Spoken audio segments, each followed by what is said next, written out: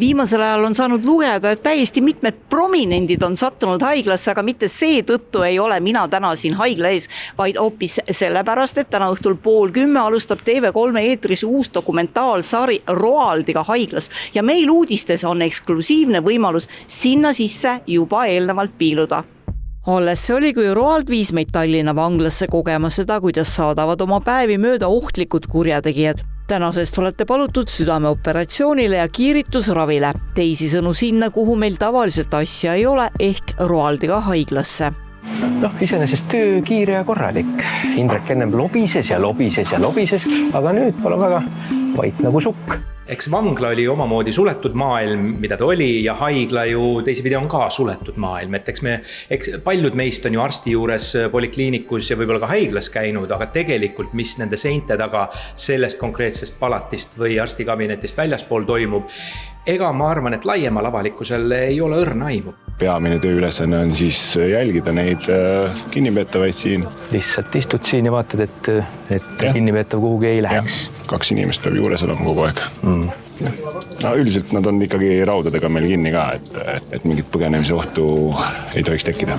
Me käisime tegelikult läbi kogu selle suure meditsiinilinnaku, praktiliselt kõik kliinikud, kõik osakonnad. Siin on umbes 5000 töötajat, 1000 voodikohta. Me olime EMO-s reanimobiilis, me olime erakorraliste kirurgidega kaasas, me oleme südamekeskuses ja onkoloogias. Me oleme nii vähiravi kui südamelõikustel, üldsisehaiguste osakonnas, neuroloogias, kus on nii insuldid kui epilepsiad, eks ole. Nii et sellist kohta, mis meie eest oleks varju jäänud, päriselt ikkagi ei ole. Kõige meeldejäävam kindlasti oli öine erakorraline südameoperatsioon, kuhu me sattusime hommikul, kui see operatsioon oli kestnud juba 8-9 tundi ja olla seal juures ja tegelikult kuidagi vupsti me sinna sattusime, saada aru, et siin on käinud võitlus elu ja surma nimel, et see oli selline päris huvitav. Ja need arstid, kirurgid on seal juures ju äärmiselt rahulikud. Et kui sa küsid tema käest selle kohta, siis ta ütleb rahulikult sulle, mitte ei paisuta midagi üle, mitte ei dramatiseeri, me pääsime elu, mitte midagi sellist, teevad rahulikult oma tööd. No ütle, kas te kuidagi jäite silma neile selle oma võhiklikkusega ka, et küsisite näiteks valet asja vale koha peal või? Ei, ma arvan, et me pakkusime arstidele natukene nalja, kui operaator küsis keset sapipõie operatsiooni, et milleks seda sappi üldse vaja on? Või et see kunstliku vereringeaparaat, see on küll üks primitiivne masin, voolikud küljes, eks ju. Ja rahulikult oma tööd meedikud tegidki hoolimata võhiklikest telemeestest ja nina toppimisest ka sinna, kus jookseb õhkõrn piir elu ja surma vahel. Või siis intensiivravi osakonnas, kuhu tavaliselt asja pole, või siis hoopis EMO-s, kus paljudel on kogemus ette näidata. Seda ei oleks küll oodanud, et siin opitoas on kärsahais üleval. Intensiivravi on ikkagi selline, ma ütleks, et kinnine keskus, aga ikkagi igapäevaselt siia inimesed ei käi, ei satu. Ja tore, et filmis ja nüüd laiem ring saab näha, mis tegelikult siin intensiivravis ja üldse haiglas toimub. Üllatas see, et ta oli nõus öövalves vist osalema. Kui ma õigesti mäletan, siis see öine EMO elu oli ka näidatud. Et siis üllatas see, et ta oli valmis siia tulema seda tegema.